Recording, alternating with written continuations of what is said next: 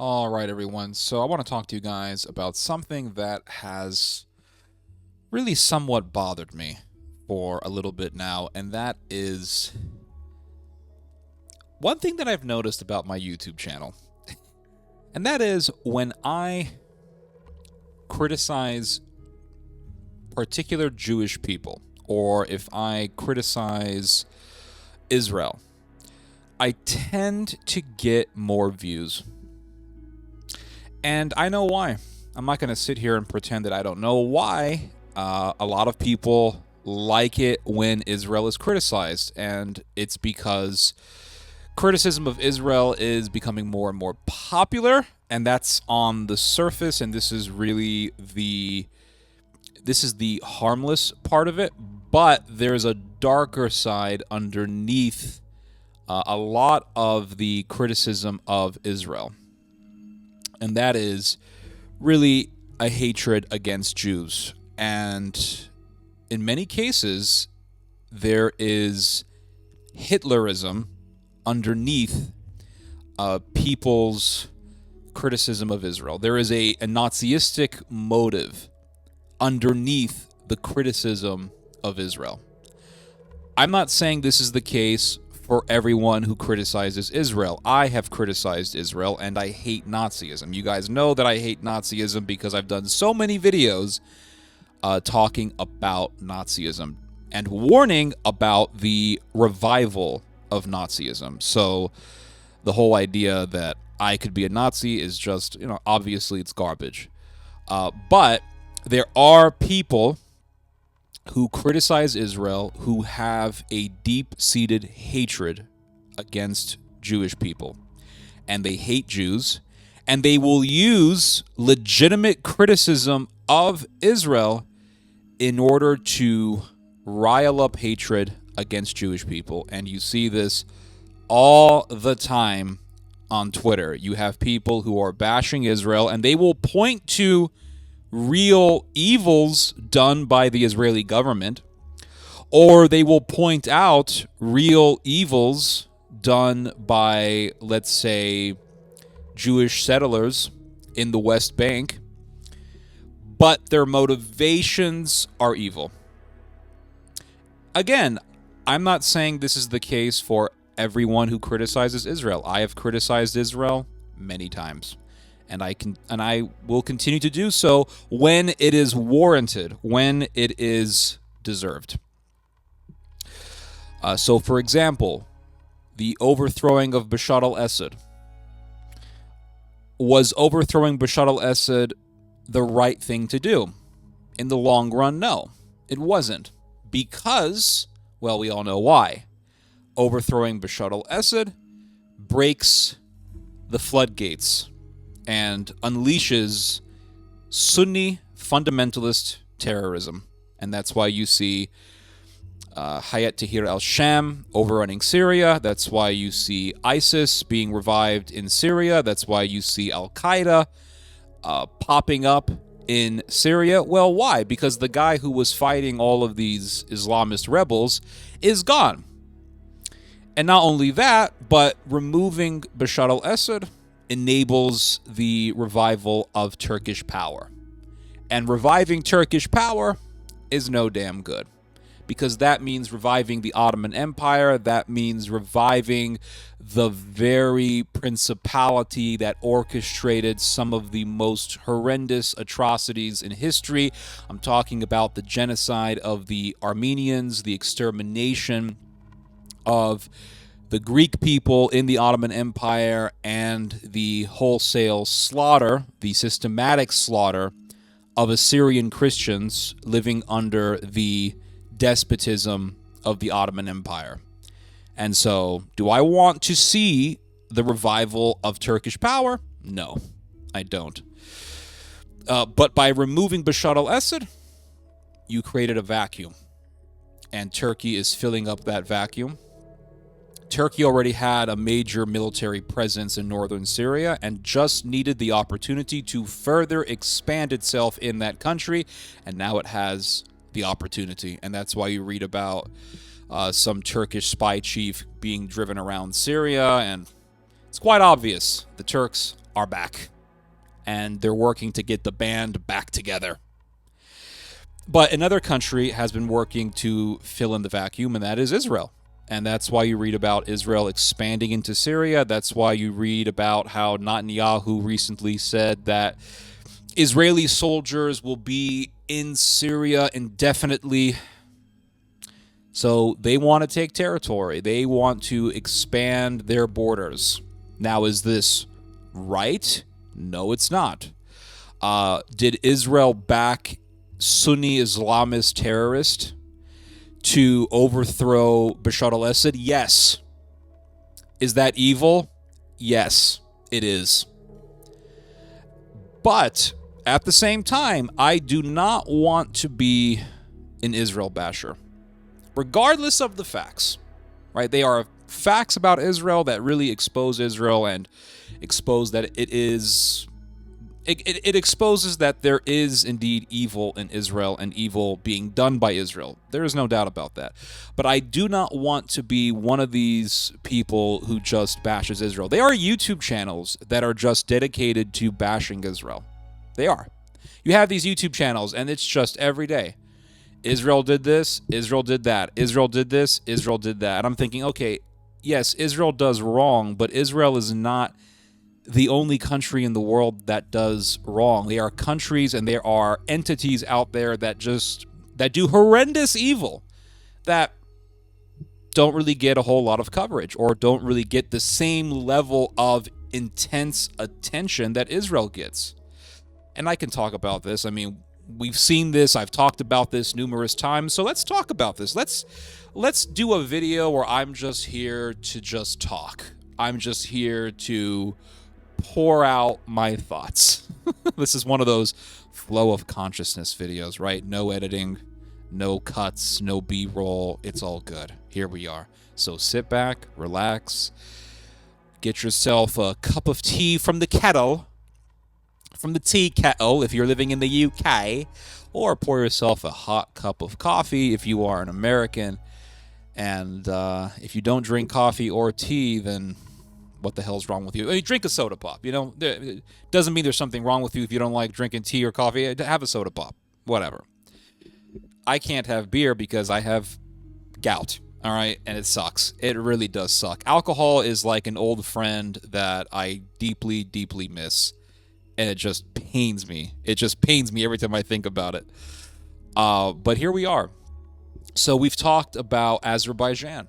Azerbaijan committed horrendous atrocities in Nagorno-Karabakh, which is a region that historically is Armenian. I mean, historically it was Armenian. Armenians lived there for a very long time, deep into ancient history. But technically, Nagorno-Karabakh is recognized as being a part of Azerbaijan. So it's part of Azerbaijan. And so the Azeris went into Nagorno-Karabakh because the Armenians were technically occupying it. And they went into Nagorno-Karabakh and they killed a whole bunch of Armenians. They defeated the Armenians in war. The Armenians lost because the Armenians did not have the NATO technology that the Azeris had. The Azeris had Turkish Bayraktar drones. And the problem is that the Armenians, they were still stuck in the 1990s. Now, the Armenians and the Azeris, they had a war back in the 1990s. The Armenians won.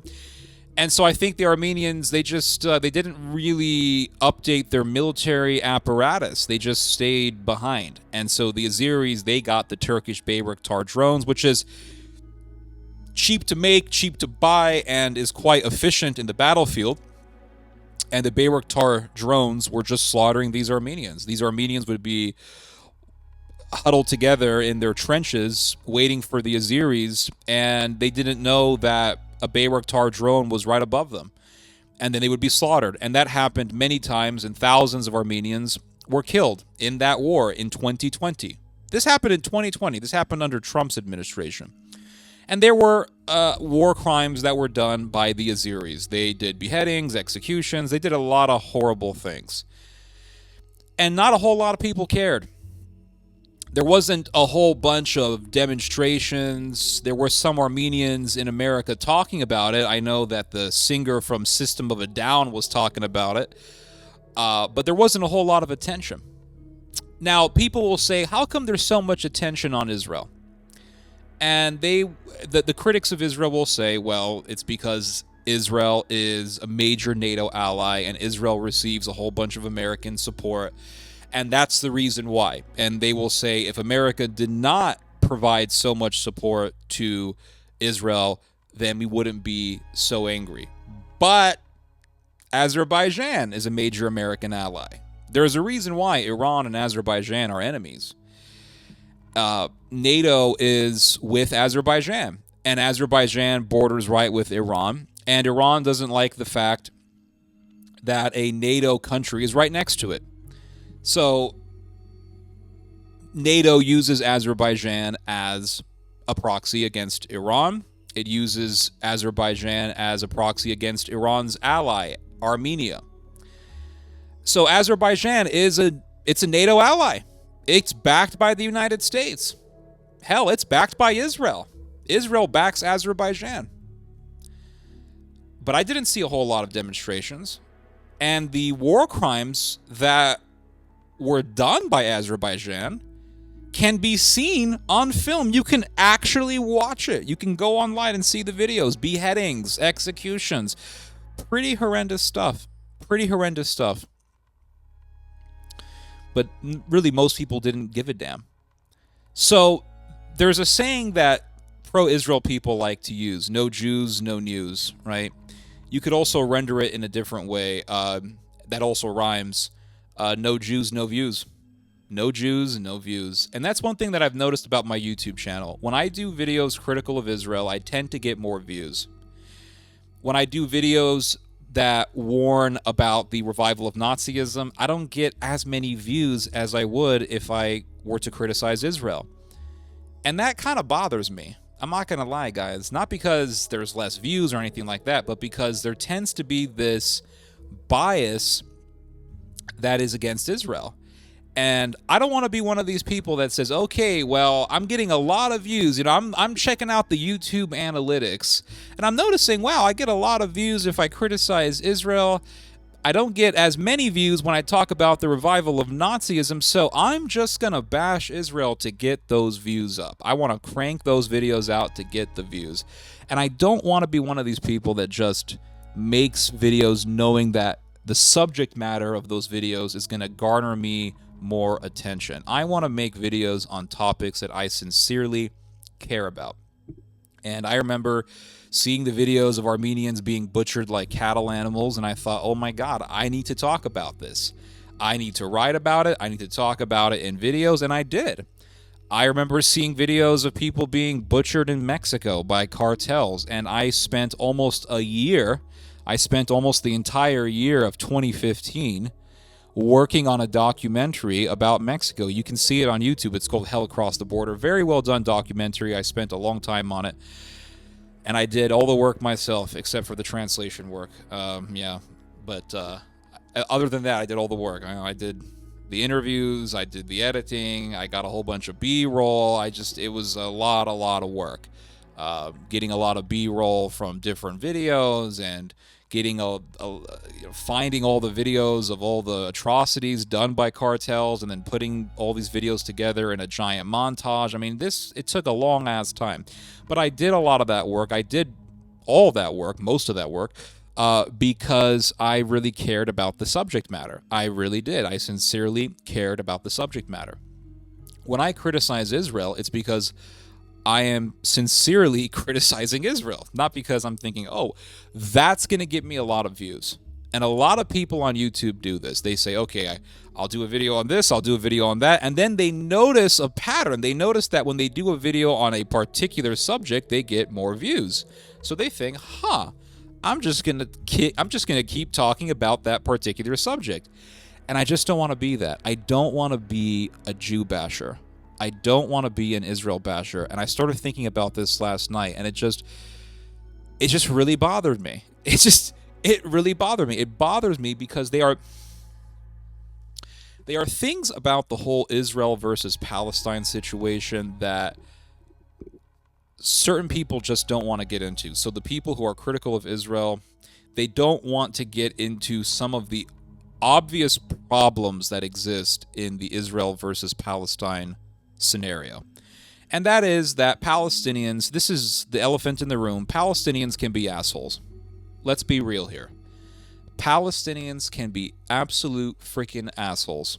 And I'm going to say it, and I'm going to talk about this in this video because I've been doing videos lately critical of Israel, and I noticed they get a lot of views, but then I'm thinking, okay, I'm criticizing Israel, but there are other things that are also worthy of criticism in this whole Israeli situation.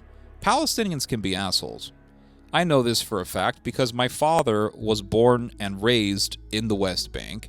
My father was a member of the PLO. My father was a terrorist at one point in time. He threw a bomb on top of a bank back in the 1970s, and he was a part of that world. And he can tell you, we were assholes. My dad will tell you, we were assholes. At one point in time, the Palestinians were, in some moments, the Palestinians were the biggest assholes in the situation. They did stabbings, they did shootings, they did all sorts of acts of terrorism, lynchings. They did. There's a story that you can read where I think it was 2 Israeli soldiers. They went into a Palestinian area and they got attacked. And there was a lynching. There was a lynch mob that happened. And you can see a video of Palestinians with blood on their hands, and they're carrying the guts of this Israeli guy, and they're in jubilation. You know, they're in ecstasy, holding the intestines of this guy. Now, I understand that the Israelis have done bad things. Absolutely. But let's not sit here and pretend like there's not something wrong within Palestinian society. Let's not sit here and pretend like there's nothing wrong within that there isn't an evil presence within the Palestinian areas, that there isn't something wrong within Palestinian society. They are people who criticize Israel, and they talk as if Israel's the only bad guy. And we've seen all sorts of thinkers who talk like that, right? Norman Finkelstein is the biggest one. He talks as if Israel is the only bad one. Palestinians can do no wrong, and it's just wrong, and it's insane, and it's evil, to be honest with you. It really is evil. Because to ignore evil is evil. That goes without saying, right? To ignore evil is evil. And I talked about this before in one of my past videos, in one of the videos that I did last week. I talked about how people will try to conceal certain facts, but in their efforts to conceal, they reveal. In their efforts to conceal, they reveal. And you have people who want to bash Israel, but they want to conceal facts about the Palestinians, dark facts about the Palestinians. And in trying to conceal those dark facts, they reveal something about themselves. They reveal that they have a bias. They expose themselves. They expose their own bias. And I don't want to be one of those people. I don't.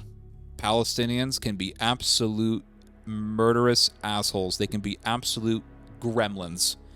And when they invaded Israel on October the 7th, they were acting like gremlins. They were. You had, 1,000 or so Palestinians who entered Israel, and they were acting like gremlins.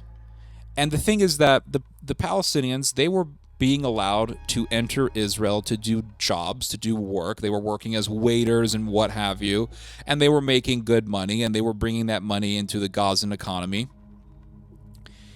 And what they were getting paid in Israel, what they were getting paid for a month's worth of work in Israel, they would make in a year working in Gaza. So they were making good money. And if the Palestinians, honestly, if the Palestinians could just shut the hell up and be peaceful and not support terrorism and not scream Allahu Akbar and Allahu Akbar all day, and just if they would just stop their Allahu Akbaring, then the fanatics in Israel would have no reason, or they would have no opportunity to gain followers. And the reason why these fanatics in Israel have followers, and the reason why their followers are growing in numbers, is because of Palestinian terrorism. And they will point to Palestinian terrorists and say, this is why you need to follow me. And then they get followers. So you got the Ben Gavirs and the Smotriches. You have these fanatics, and these people are monsters, right? They're evil monsters. They're murderous. They're just insidious people, nefarious. They're just sinister people, very sinister. But they're very popular. And they have prominent positions in the Israeli government. And these types of people are gaining ground in Israel. And that is very, very scary, because you have Palestinian fanaticism on one side, and then on the other side you have Jewish fanaticism. And they're both evil. Both evil. And the Jewish fanaticism can be scarier at times because Israel's got all the big guns. Israel, let's be real here. Israel has all the big weapons. They got all the big NATO toys. And so they have the advantage. But you have the Jewish fanatics, and they're gaining ground. And they're gaining ground because all they need to do is just point to Palestinian terrorism and say, yep, this is why you need me, and this is why you shouldn't vote for some centrist, some center-left guy, or some center conservative guy. You should vote for me. I am the fanatical Jew who's going to protect you. I'm going to advance the Torah. I'm going to make Israel into a real Jewish state, not some liberal secular country. And so fanaticism is on both sides, and the Jewish fanatical element is growing and growing and growing. And so it's a vicious cycle. That's what happens. A vicious cycle is what occurs. Palestinians do acts of violence. They Allahu Akbar all day. And then the Jews get tired of it. And then the Jews react, and they go too far, and then a whole bunch of Palestinians get killed, and then Palestinians say, oh my God, they're mass murdering us, Allahu Akbar. They do more acts of terrorism. The Jews say, this is why we can't live with these people. And then before you know it, some crazy Talmudist fanatic is getting power. And that's what you don't want. But I'm afraid that that's what's happening. What's happening is the fanatics are growing in their political leverage, and they're becoming more and more influential, and thus they're becoming more and more dangerous. And so it's just not good, guys. It's just not good. But you see, that's how all this type of thing works. People, opportunists, will point out real evils, but they don't do so from the sincerity of their own heart. They don't do so from the goodness of their own heart. They do so because they have the evil motivation of gaining crowds to follow them so that they can manipulate those crowds to do evil for them. Because these people are evil. They're sinister. Why are they evil? Why are they sinister? Evil is something that I think we can never fully fathom. And the reason why I don't think we can fully fathom evil is because evil is supernatural, and we cannot fully comprehend nor fathom nor put our minds around the reality of something that is supernatural, even if it is darkly supernatural, even if it's sinister, evilly supernatural. We can't fully wrap our heads around it. So we can't fully fathom why people are evil. This is why you have psychiatrists trying to figure it out, and they can't figure it out, right? They say, well, maybe it's something in the brain, maybe it's something in the genetics, maybe it's something in the DNA, but they can never fully comprehend evil. They can never really fully trace the origins of evil, because evil is beyond us. It's spiritual. But you have a lot of people like this, right? They are spiritual, ideological, opportunist, and they are constantly looking for problems to point out to gain followers and get people to follow them, and they do so with very evil aspirations and motivations. A lot of the people who criticize Israel fit into this category. They criticize evil. They criticize Israel not because they really, really believe in justice, but because they have evil motivations. They may have Hitlerian sympathies, or maybe they just hate Jews. And yeah, they love Nazism, but they just hate Jews. And so they get into Holocaust denial, and they start reading Mein Kampf, and there's just all that nightmare, right? There's that whole nightmare and all the nightmarish things that come with that. And so there's a lot of that goes on. You see it all over Twitter, all over. And they will just bash Israel all day, every day. But you don't really see them bashing the UAE. You know, the UAE backs the RSF in Sudan, which is the RSF, which stands for the Rapid Support Forces. They are a major paramilitary organization in Sudan, very wealthy. They're worth billions of dollars. And they are backed by the UAE, which is a major American ally. And the UAE gets Sudanese gold from these guys, and in return, they get backed by the UAE, they get arms from the UAE, and then they use those arms to commit massacres, and they do mass rapes and mass executions, and in one massacre, they butchered 15,000 people. Now, just wrap your mind around that. 15,000 people in one massacre. And this is not with aerial bombs. This is with guns. This is with just sheer brutality. We're talking pogrom-level butchery. And they did this. And the people who did this are backed by the UAE. And the UAE backs them because these guys give them gold. They give these rich Arabs gold. And America doesn't do a damn thing about it because the UAE is right on the Strait of Hormuz. And the UAE is right across from Iran. And the Strait of Hormuz just so happens to be one of the most important, if not the most important, transit points in the world for the exportation of oil. And so America wants to make sure that it has its ally right there across from Iran. So the UAE has free reign. It can do what it wants with abandon. It can expand its influence and support a bunch of butchers with abandon because it's a very important geostrategic ally of the United States. But I don't see huge demonstrations about the UAE. And the people who are being butchered are black folks. Those are the people who are being butchered. The people who are being butchered and raped in the biggest humanitarian crisis in the world, which is in Sudan, are black folks. They're black folks. And they're being butchered by racist Afro-Arabs. The people who are doing the killing and the raping, they think that they are superior to the people that they are slaughtering and raping because they have 1/40th of an ounce of Arab blood running through their veins. They're Afro-Semitic and they speak Arabic. And they believe that their victims are inferior to them because they're black. So we have explicit racism. You know, this is not George Floyd being, George Floyd dying because some cop put a knee on him or something like that. And the guy had fentanyl running through his system, so who knows what really happened. But, this is not one of those situations and a whole bunch of people get up in arms and start rioting over that story. This is nothing, right?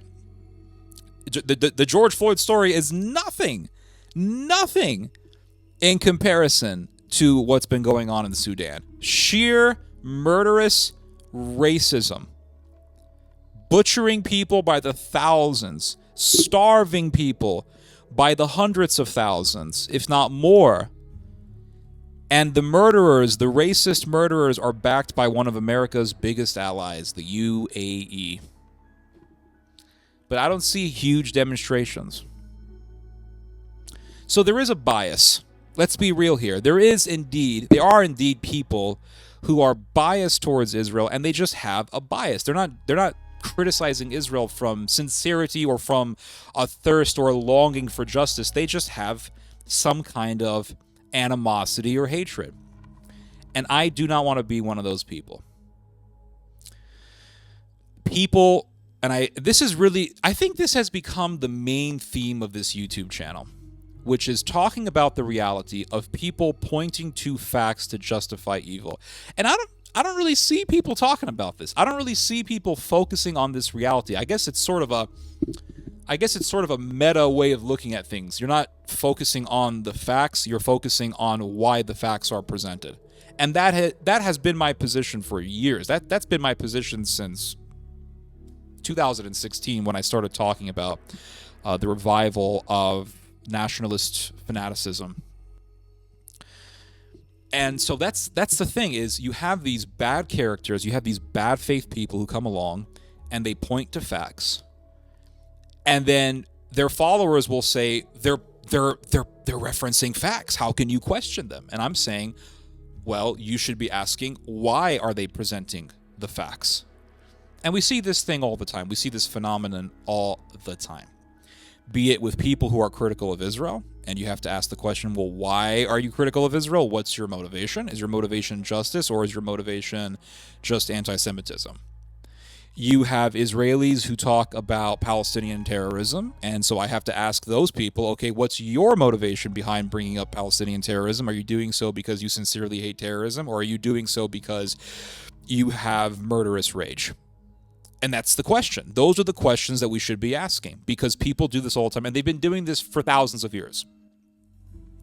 So when people say, well, I support Israel because I hate terrorism, I then ask them, okay, well, what do you feel about the fact that Israel for years was backing Jabhat al-Nusra, which was an offshoot of Al-Qaeda and which was collaborating with ISIS? It was connected to ISIS. Israel was backing them for years. Israel was providing them with food and money. And why was Israel supporting them? Because Israel wanted them to work for the toppling of Bashar al-Assad.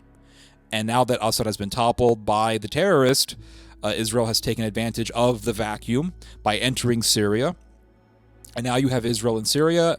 Now you have Israeli soldiers in Syria. And so you see right there why Israel was backing terrorism. Israel backs terrorism when it sees terrorism as a means to an end. Israel for years was backing Hamas. They were giving tons of money to Hamas. Why? Now you have these Israeli apologists who will come along and say something like, well, Israel was backing Hamas to help the Gazan people. It was to help with social programs for the Palestinians. But then Netanyahu, in a Likud meeting, admitted why he supported Hamas. He said that he wanted to support Hamas to undermine the Palestinian cause. That's the reason. And so Israel uses the presence of terrorism to then justify certain policies. It's seen as a means to an end. So when people speak out against terrorism, or when they're just railing against terrorism, I have to say, okay, are you railing against terrorism because you really hate terrorism, or is it because you see terrorism as a means to an end? And too many countries have been using terrorism as a means to an end for too damn long. We can go to what NATO was doing during the Cold War, and how NATO was supporting Nazi terrorists, and how NATO was working with actual Nazis who were once working with the Third Reich, or working for the Third Reich as SS officers, and how the Americans were doing this, and how the British were doing this, all in the name of fighting against the Russians. And so you have to come to the realization, countries don't do things because of justice. Countries do things because those things are seen as advantageous for that time. Fighting Nazis was considered advantageous for a time, and then after the Nazis were defeated, America started working with the Nazis. So in the world of politics, people switch, and they act like chameleons. They're like chameleons. So in this whole world of political rhetoric and talking and all this, people point to facts, or they use certain realities as a means to an end, just like they use terrorism as a means to an end. And so you have people who will bash Israel. What's their motivation? You have Israelis who will bash Palestinians. What's their motivation? And you have people who will bring up the evils of Jewish people, and they'll say, look at what these Jews have done. And for those people, I ask the same question. What is your motivation? What is it? So in one of my last videos, I talked about the Sackler family and how the Sackler family was running Purdue Pharma, and how they were bribing insurance companies, and they were bribing PBMs, or pharmacy benefit managers, to make sure that the insurance companies were covering the cost for OxyContin, which is a very addictive painkiller. And the Purdue family, the Sackler family really made sure to use legal bribery, what they call rebates, to make sure that their drug, OxyContin, would be made easily prescribed to ordinary Americans. And a lot of people became addicts, and they really helped to create a generation of American addicts, which is very, very sad. Because these poor people, they didn't know any better, and they just trusted their doctors, and maybe the doctors didn't know any better. And they were bamboozled, and they were bamboozled into addiction. So it's very, very evil what the Sacklers did, and there was really no justice that was done for that, which really makes the story even more depressing. But people will point to the Sackler family, and they will say, you see what these Jews did. And for those people, I have to ask the very question that I ask everyone else. What is your motivation behind bringing up the Sackler family? Is your motivation because you really hate injustice? If that's your motivation, then God bless you. I'm right there with you. But if your motivation is because you hate Jews and you're reading Mein Kampf, and if I look at your Twitter account and I see that you're bringing up the Sackler family in one post, but then in another post you're playing some video of Adolf Hitler talking, if I see that that's in your Twitter account or in your X account, then I'm going to know automatically what your motivations are. Your motivation is evil. Your motivation is Hitlerian. It's Nazism. And you see, this sort of thing was a real phenomenon before the rise of Adolf Hitler. This is one of the things that were done. This is really one of the things that paved the way towards Hitler becoming Chancellor of Germany. So in Germany, before Hitler took power, in Weimar Germany, there were several scandals involving Jewish families. There was the bar mat scandal, and there was also the Sklarek scandal, and these were really, really big scandals. So the Sklarek scandal, and both of these scandals, by the way, involved brothers. So you had the Sklarek brothers, and you had the Barmat brothers. And the Barmat scandal went from the end of World War I to 1925, and there was a guy by the name of Julius Barmat. He was one of the brothers. And he was running this food distribution company. And the Barmat's company got a bunch of deals with the German government. And the Chancellor of Germany, Chancellor Bauer, he helped to get Julius Barmat several food supply contracts with a number of German government departments. And in exchange, Mr. Barmat got an exorbitant amount of money from these deals. And Chancellor Bauer, the Chancellor of Germany, got a big kickback. And this was a huge scandal. The Barmats also ran an investment firm, and the German government put in a whole bunch of money into their investment firm, and the investment firm eventually collapsed, and the German government lost millions of dollars, the equivalent of millions of dollars, lots and lots of money. And Mr. Bauer was getting bribes from the Barmats. The Chancellor of Germany was getting bribes from the Barmats, and this was a huge scandal. And so the right wing in Germany said, okay, look at what these Jews are up to. They're bribing our politicians so that they can become wealthy, and these German politicians are getting all of these kickbacks, and in exchange for that, they're making deals with the Barmats, and the Barmats were making money, and the Barmats were running this big food distribution company, and they would go to the Netherlands where they would buy food for cheap, and then they would bring the food back to Germany, and they would sell it to the German people. And so you'll say, well, what's wrong with that? What's wrong with selling food? Well, this was after World War I, and the Germans were starving. A lot of Germans were starving. There wasn't a whole lot of food in Germany because Germany went through a horrendous war, one of the most horrendous wars in human history. And so the Barmats were getting all this food from the Netherlands, and they were bringing the food back, and they were selling it. And the right wing was saying, you guys are war profiteering. You're just making money off of starving Germans. You guys are just evil. Plus, you're bribing politicians, and you're bribing our chancellor, and our chancellor's getting money from you. And in exchange, the government is making deals with you, and you're getting all this money. You guys are dirty. You guys are absolutely dirty. And the Barmat family was dirty. The brothers were absolute swindlers. And so the Nazis would say, look at what these Jews are doing. And then people would follow the Nazis. They would say the Nazis are fighting these corrupt Jews, and they're fighting the corrupt politicians who are working with these corrupt Jews. We need to follow the Nazis. And so people thought that by following the Nazis, they were doing the right thing. And what in the hell did that lead them to? It led them to destruction. But again, this rise of Nazism begins with a vicious cycle. It begins with abuse. The Barmats abused the Germans, and in exchange, and as a response to that, as a result of that, the Germans got angry, understandably so. The Nazis came in, they took advantage of people's anger, they gained followers, and because they gained followers, they gained power over Germany, and they led Germany to its destruction. And so you see the end result, the end consequence of this vicious cycle. And this is really what you see throughout human society. And this is what you see throughout human history.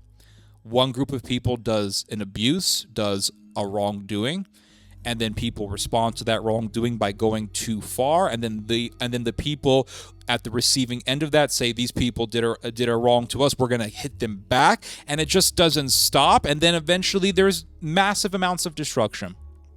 And there was another scandal in Germany before the rise of the Nazis, and this scandal also helped get the Nazis a lot of popularity. This was the Sklarek scandal, and the Sklarek brothers, they basically did a whole bunch of loan fraud. They were running some kind of I think it was a clothing distribution company or something like that, but they were doing loan fraud. And they were arrested on the charge of swindling the Berlin City Bank of about 10 million marks. And yes, I did read that because I can't remember all of these details. And they swindled the Berlin City Bank of about 10 million marks by means of faked invoices for goods never delivered. And then they bribed several German officials to cover up the swindle. So that was another big fat scandal that the Nazis would use as propaganda fodder to gain more followers. And it worked. It really worked. So the Germans, the Nazis, they pointed to these scandals done by particular Jewish people to gain followers and to help to get people angry against the Jews and to get those people to support them. And today you have people pointing to the abuses that were done by the Sackler family to gain followers and to rile people up against the Jews. It's the same thing. It's the same spirit. And it's the same evil. Now you're going to say, well, Ted, why is it evil to point out facts? It's not evil to point out facts. It's evil to point out facts for evil motivations. You see the difference? I can point out a fact. I can say, yeah, the Sackler family, they're a bunch of assholes. They're freaking evil. They made a whole bunch of drug addicts. They got a ton of money. They got billions of dollars. I mean, you can look at the emails exchanged by these Purdue Pharma employees, and you can see the email by Mr. Sackler. Oh, this is great. We're making so many billions. Meanwhile, they're getting people addicted. Meanwhile, you have doctors prescribing people 1,000 OxyContin pills for a month, and they were just making addicts out of people. I mean, the Sackler family was absolutely evil, and there should have been prison time for them, but there wasn't really any serious punishment. And so what's my motivation? My motivation is I hate that injustice. That's my motivation. The Sackler family is evil. And there is definitely a spirit of evil in that family. But a lot of people, I don't want to say a lot of people because I don't know the exact number, but you do indeed have people who point to the evil of the Sackler family in order to promote Nazism. Do you see what I'm saying? They do the same thing with George Soros. They say, look at what George Soros has done. George Soros did that. George Soros is funding this evil cause. But what's their motivation behind bashing George Soros or behind exposing George Soros? Their motivation is Hitlerian. So you see this sort of evil being done all the time, and it's very, very deceptive because a lot of people easily fall for this thing. The reason why a lot of people fall for this sort of thing is because the people who are pushing the ideology are presenting facts. Facts are very dangerous things. There is a saying that facts are stubborn things, and that's true, but facts can also be very dangerous because they're true. And so if I show you the truth, you can't deny it unless you're in denial. You can't deny it. You really can't deny the truth. Even if you deny the truth with your mouth, in your mind, in your heart, you know it's facts. You know it's true. And so if I present to you a fact, you can't really deny it. And then what do I do with that fact? I say, well, here's a fact, and therefore this. And that's where things become dangerous. They can become either dangerous or they can become good. You can say, look at the evil that the Sackler family did.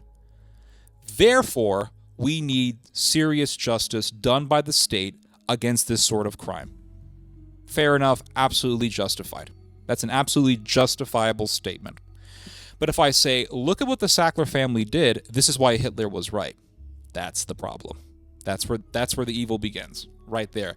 So facts can be very dangerous if they are weaponized. And if you are dealing with, or if you are trying to influence people who don't know any better. And that's where things become very, very dangerous. But abuse will always lead to abuse. The Sackler family abused the American people's trust, and people are very angry. And that anger can lead to abuse. It can lead to anti-Semitism. Same thing goes with criticism of Israel. Israel has abused Palestinians, but that abuse can then be pointed to justify abuses towards Jews. It's just a vicious cycle, and it's a vicious cycle that eventually is going to lead to something very, very destructive. Very destructive. But you can see this sort of propaganda strategy in the Bible. In the Old Testament, you have Absalom, who really hated King David. He hated his father because, well, his sister, Absalom's sister, was raped by one of his brothers, and David didn't do anything about this, and so Absalom was pissed. Absalom then killed his rapist brother, and you could say, well, Absalom was based and Absalom was right. And I would say, okay, fine, fair enough. Absalom was right because his brother was indeed a rapist and he did deserve justice. But then Absalom began to cultivate his anger against his father to the point that he wanted to murder his father. And then he began a whole propaganda scheme where he went to the building where people would go to speak with King David and tell King David their problems so that King David could come up with a solution for them. And he went to this building, and when people would come to talk to King David, Absalom would lie to them. He would say, well, King David is not here. The king is not here. No, the king doesn't care about hearing your problems, but I sure do. I care about hearing your problems. And then Absalom would say things like, oh, if only I were king, I would hear all of the problems of the people. And so by doing this for so long, he was able to build a whole network of people who hated King David. And he fomented an entire revolution, which led to a massive civil war in which the majority of the people of Israel sided with Absalom against King David.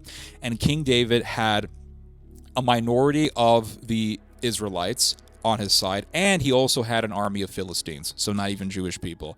And with that small force, he was able to defeat Absalom in a miracle. It was a miraculous story.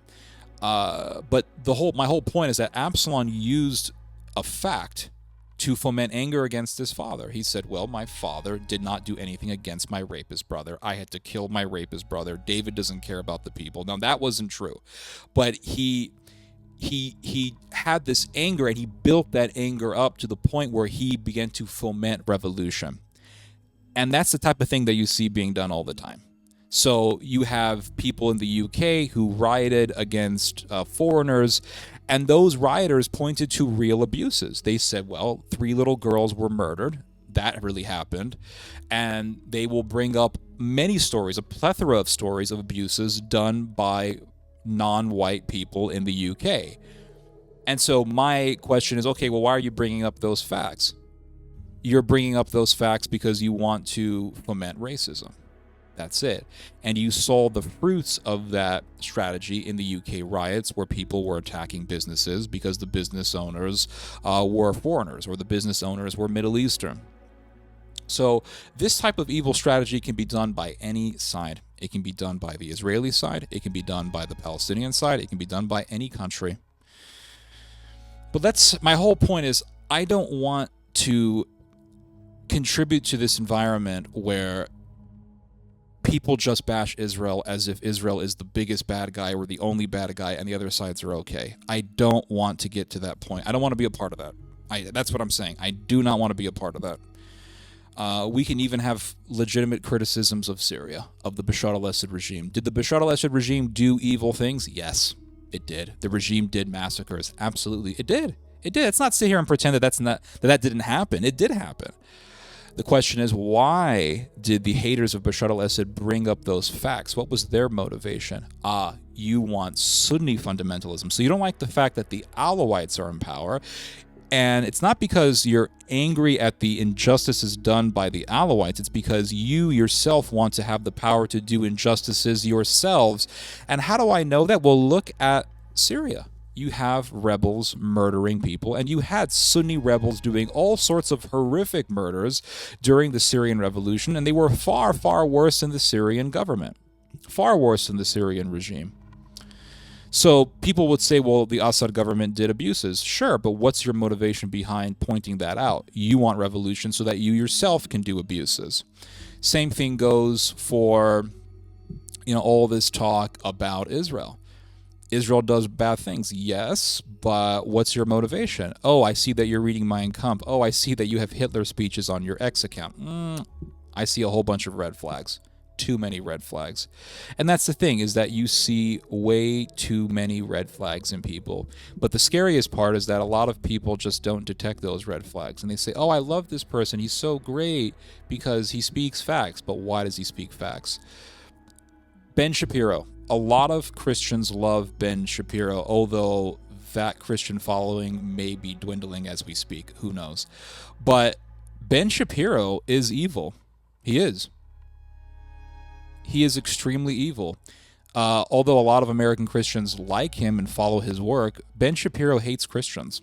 He does. He hates Christians. And he himself said, listen, the rebels in Syria, they may butcher the Christians and the Christians may end up getting slaughtered. But, at the end of the day, toppling Assad was a good thing. And it's like, too many red flags I'm seeing in your statement there, Ben.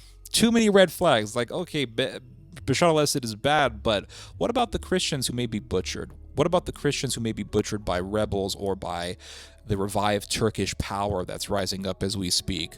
Well, you don't really care about those people. So you don't really care about the people who are following you in America. You really don't give a damn. And that's the thing that people need to recognize. A lot of these influencers, a lot of these guys who garner huge followings, they have evil motivations. They do. They really do. Joe Rogan, he has evil motivations. People say, oh, he's so great because he's standing up against the mainstream media. But Joe Rogan has used his platform to allow people to come and inculcate a eugenist or social Darwinistic ideology. For example, Joe Rogan brought over Jamie Metzel, who is a eugenist. And it makes you wonder, what is the motivation of Joe Rogan? Chris Williamson, another big podcaster, he has brought over eugenists onto his show, and he has platformed them, and he, in fact, has supported their eugenist ideology.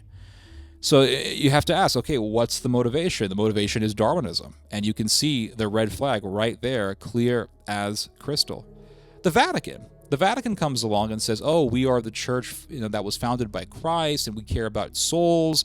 But then you read about the Vatican covering up for pedophiles and pederasts for decades, and you say, wait, you care about people's souls? Really? You're full of shit. Your whole institution is evil and sinister. And then you read about the Vatican working with a eugenist by the name of Jamie Metzel, and Jamie Metzel's pushing eugenics, and then they request Jamie Metzel to write a paper for the Vatican. And then in this paper it talks about human engineering, and you're thinking, okay, what is the end goal of the Vatican here? It's pretty scary, guys. But you have to look at red flags. People will say certain things, but in their own statements, you can find the red flags. If they say Israel is great and we should support Israel, but then you bring up evils done by Israel and they say, well, who cares? Or they try to make little of it, or they try to gaslight you. Huge red flag. Huge red flag. And this can be applied to anybody. If someone says, oh, Israel is so evil, it's such an evil country, but then you find out that this person making this sort of statement has Hitlerian sympathies, big-ass red flag. Big-ass red flag. And that's the problem. We're not being active in looking for red flags, and there are plenty of them. Plenty of them. Anyway, those are my thoughts on that. I've talked long enough. I've talked for an hour. Hot damn. Anyway, guys, you guys just heard some theology. God bless.